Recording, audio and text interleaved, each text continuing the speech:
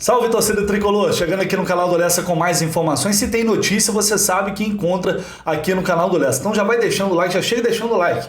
Chega deixando o like, se inscrevendo no canal se você não é inscrito, que é muito importante. Sempre que tem informação, você fica muito bem informado aqui no canal do Lessa sobre o Flusão. Nesse vídeo a gente vai falar sobre Conselho Deliberativo, convocação do Conselho e também sobre voto online em uma ação extrajudicial foi protocolada por um sócio e candidato à presidência do clube.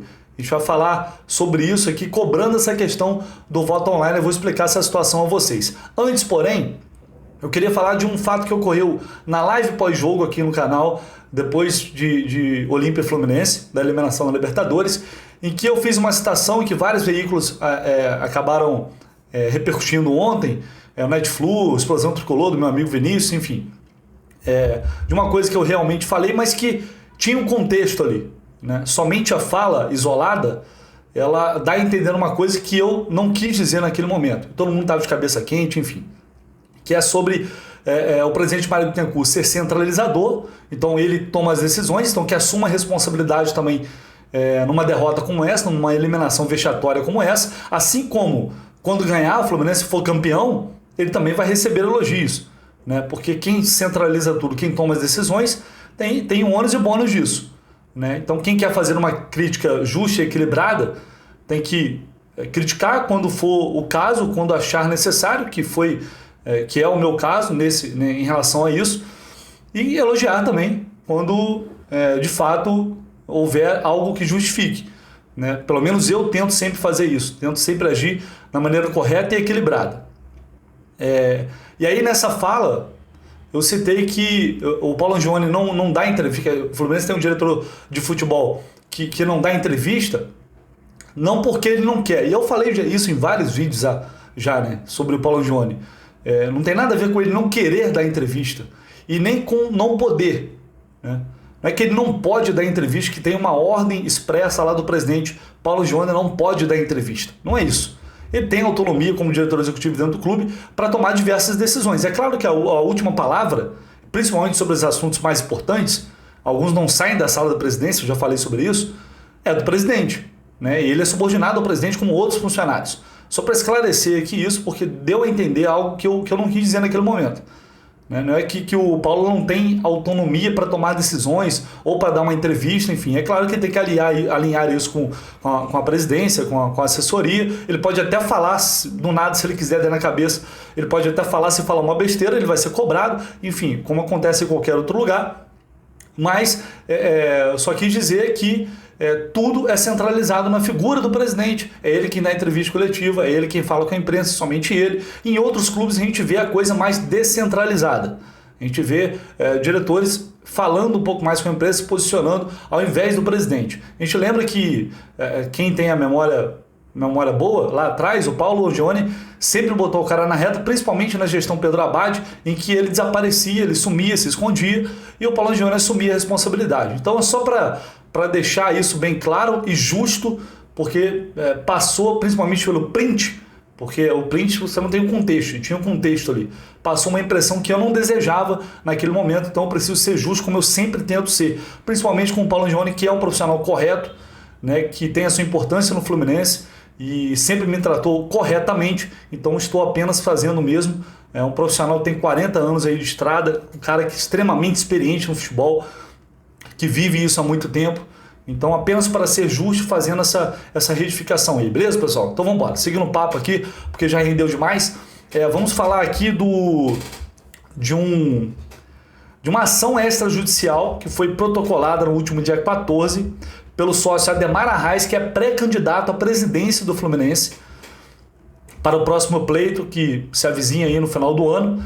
Ele protocolou essa ação extrajudicial para o presidente do Conselho Deliberativo, Braz Massulo, cobrando uma posição sobre a questão do voto online, sobre a implementação do voto online no Fluminense.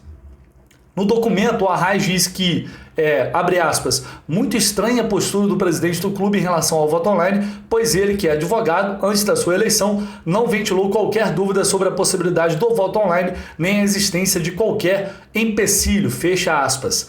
Ele reforçou também que a competência de votar isso, enfim, de tocar essa questão do voto online é do presidente do Conselho Deliberativo, O outro trecho diz que, abre aspas, o Fluminense há tempos realiza ofertas públicas de planos associativos cujo objetivo principal é o direito de escolher, através do voto, por meio do voto, direto inclusive, o presidente e assim influenciar nas decisões e diretrizes da instituição. É um absurdo completo o Fluminense sequer dar uma satisfação pública aos seus associados sobre os assuntos ora tratados por mero medo do presidente de perder a sua reeleição com a implantação democrática do voto online e a consequente diminuição do poder político eleitoral dos velhos feudos fisiológicos do Fluminense. Fecha aspas aí. Então foi um trecho que eu tirei aqui, tá no meu Twitter.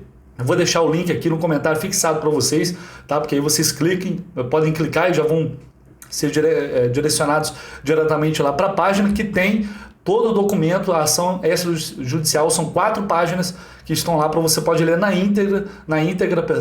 Eu tirei só alguns trechos aqui que eu publiquei, você pode acessar lá e ler na íntegra. A gente lembra que no ano passado, em novembro, se eu não estou enganado, o Valcir Borges também é um sócio que faz parte do grupo Frente Ampla Tricolor, também protocolou uma notificação extrajudicial dirigida ao presidente Braz Massulo, né? E até o momento, pelo que se sabe, até onde eu sei, não houve resposta. Então é mais um movimento que se faz, né, agora de um opositor direto, que é pré-candidato à presidência do Fluminense, o Ademar Arraes, cobrando essa questão do voto online, que a gente lembra é uma promessa de campanha do presidente Mário Bittencourt, que já falou sobre isso.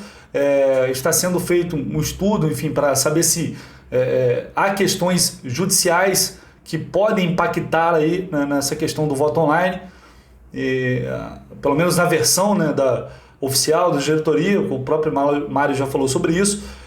Um receio de que o processo, ou o cuidado para que o processo eleitoral do Fluminense não seja judicializado.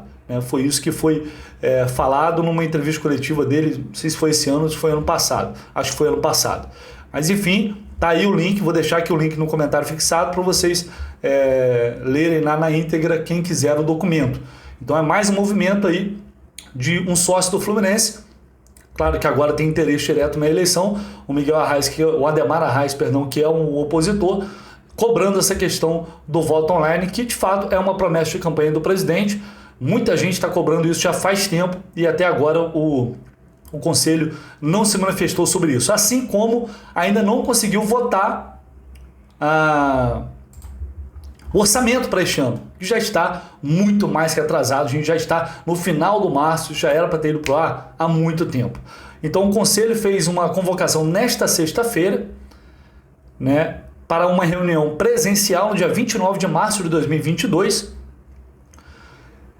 onde vai haver a aprovação ou não, a votação para aprovação ou não dos uniformes completos, camisa, calção, meião, da camisa tricolor branca e também da camisa comemorativa de 120 anos do clube, da história do clube, uniformes confeccionados pela Umbro.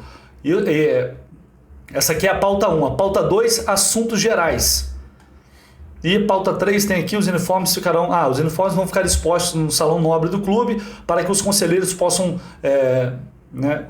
analisar, eles possam analisar o uniforme antes da votação. E aí, enfim, depois vão se direcionar para a aprovação ou não desse uniforme. Nenhuma manifestação sobre a questão do orçamento. O presidente Mário Bittencourt esclareceu, e eu confirmei isso com outras pessoas, de que há um integrante do Conselho Fiscal que está com problema, vou falar o nome também, porque enfim é uma questão pessoal, está com um problema sério, familiar, de saúde, e por isso pediu um prazo maior para que o Conselho Fiscal pudesse dar o parecer definitivo ali e depois a votação do orçamento fosse encaminhada para o Conselho Deliberativo, ou o orçamento fosse encaminhado para o Conselho para que seja feita finalmente a votação. Então, a gente continua sem um prazo ainda para essa votação do orçamento, que é importante, principalmente agora diante dessa eliminação da Libertadores. A questão financeira vai impactar muito o Fluminense, então a gente tem que ficar bastante ligado e atento sobre isso, até porque, assim, deu-se a entender que tinha uma situação financeira equilibrada, que estava tudo tranquilo, estava tudo de boa, mas não é bem assim. Tanto que o salário já está atrasado de novo de fevereiro, então a situação é muito diferente disso. Então a gente tem que analisar e ver com cuidado, aguardar e cobrar também essa votação do orçamento, para que esse orçamento seja apresentado logo e, enfim, consequentemente a gente tenha acesso a esses números. Beleza, pessoal? É isso. Qualquer novidade, como sempre, eu volto aqui no canal do Lessa. Yuri, quem não viu, o volante Yuri foi emprestado para o Juventude, confirmado. O Juventude já anunciou o Yuri, inclusive, então ele tem contrato até o final do ano. O Fluminense vai pagar parte dos salários. Isso foi informado pelo Netflix anteriormente. E ele, portanto, vai ficar até o final da temporada. Depois não tem mais vínculo com o Fluminense, portanto, não veste mais a camisa tricolor. Mais um aí que, enfim, já tinha ido há muito tempo. Mais um que fez um contrato longo, inexplicavelmente. Mas, enfim, não é mais jogador do Fluminense, o Yuri. Beleza, galera? É isso. Qualquer novidade eu volto sempre aqui no canal do Lessa. Qualquer dúvida também, deixem aí nos comentários que a gente vai conversando, beleza? Tamo junto, um abraço, valeu!